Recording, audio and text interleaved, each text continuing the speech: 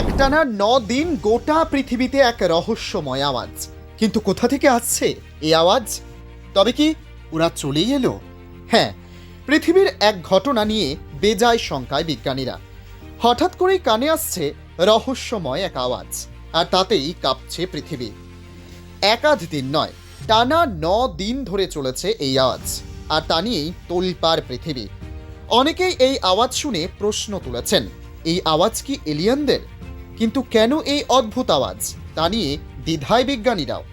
এরপরেই ওই আওয়াজের রহস্য সন্ধানে খোঁজ শুরু করেন বিজ্ঞানীরা, আর তাতেই হাতে নাতে ফল মেলে। দেখা যায় গ্রিনল্যান্ডের পূর্ব প্রান্তের একটি বস্তু থেকে আসছে এই আওয়াজ। বৈজ্ঞানিক পরিভাষায় যার নাম ফিয়র্ড। এই ফিয়র্ড আসলে কি? যে কোনো হিমবাহ, আন্টার্কটিকা, আর্কটিক এবং উত্তর বা দক্ষিণ গোলার্ধের শেষ প্রান্তে বরফে আবৃত এলাকায় এই জিনিস ঘটতে পারে। হিমবাহ ঘর্ষণের ফলে ইউ আকৃতির উপত্যকার সৃষ্টি হয়, এগুলিকেই ফিয়র্ড বলে। কিন্তু কেন সেখান থেকে বেরিয়ে আসছে এই ধরনের অদ্ভুত আওয়াজ?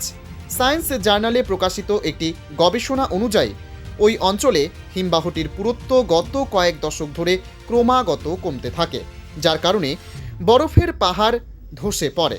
এতেই শুরু হয় কম্পন, যা সারা বিশ্বে শোনা যেতে থাকে। এই কম্পন যে তরঙ্গের ফলে সৃষ্টি হয়েছিল তার নাম বৈজ্ঞানিক পরিভাষায় সিসমিক তরঙ্গ। বিজ্ঞানীরা অবশ্য আশ্বাস দিয়ে জানিয়েছেন এতে ভয়ের কিছু নেই, এর পেছনে রয়েছে শুধুই প্রাকৃতিক কারণ। এই ঘটনা ভবিষ্যতেও হতে পারে বলে সতর্ক করেছেন বিজ্ঞানীরা। যদিও একাংশের দাবি অনুযায়ী এই আওয়াজ ছিল এলিয়েনের, বিজ্ঞানীরা অবশ্য এই দাবি উড়িয়ে দিয়েছেন। উল্লেখ্য, হিমবাহ পৃথিবীর অন্যতম প্রাকৃতিক সৌন্দর্য এবং বৈজ্ঞানিক অনুসন্ধানের একটি গুরুত্বপূর্ণ বিষয়। এটি এক প্রকার বিশাল বরফের স্তর, যা ধীরে ধীরে মাটি বা পাহাড়ের ওপর দিয়ে সরে যেতে থাকে।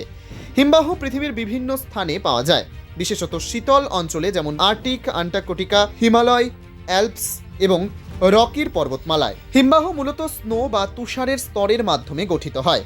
যখন তুষার জমে জমে বেশ কিছু বছরের মধ্যে চাপ সৃষ্টি করে, তখন এটি বরফে পরিণত হয়। এক পর্যায়ে এই বরফের স্তরটি স্ফীত হয়ে এবং তার নিজস্ব তাপমাত্রার পরিবর্তনের মাধ্যমে নিচে গড়াতে থাকে। এভাবেই হিমবাহের সৃষ্টি হয়। হিমবাহ কখনো স্থির থাকে না, এটি ধীরে ধীরে তার গতিপথ পরিবর্তন করে এবং এটি স্থানান্তরিত হতে থাকে। হিমবাহের গতির মধ্যে প্রাকৃতিক কারণে বিভিন্ন পরিবর্তন ঘটে, যেমন তাপমাত্রা বৃদ্ধির কারণে হিমবাহের গলন প্রক্রিয়া ত্বরান্বিত হতে পারে, যার ফলে হিমবাহের আকার ছোট হতে থাকে। এভাবে বৈশ্বিক উষ্ণায়ন হিমবাহের গলন প্রক্রিয়া ত্বরান্বিত করেছে।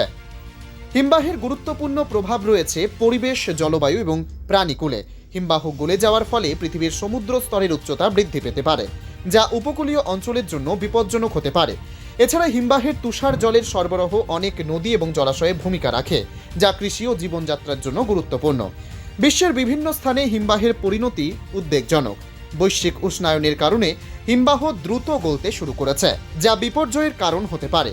এটি কৃষি, জলের সরবরাহ এবং সমুদ্রের উচ্চতা বৃদ্ধি সহ বিভিন্ন সমস্যার সৃষ্টি করতে পারে। প্রিয় দর্শক, অজানার দেশের আজকের পর্বের আলোচনা আপনারা শুনলেন। আমাদের এই আলোচনা যদি আপনাদের ভালো লাগে তাহলে অবশ্যই ভিডিওটি সবার কাছে শেয়ার করুন। আমাদের চ্যানেলে নতুন হলে সাবস্ক্রাইব করে আমাদের পাশে থাকুন। ধন্যবাদ।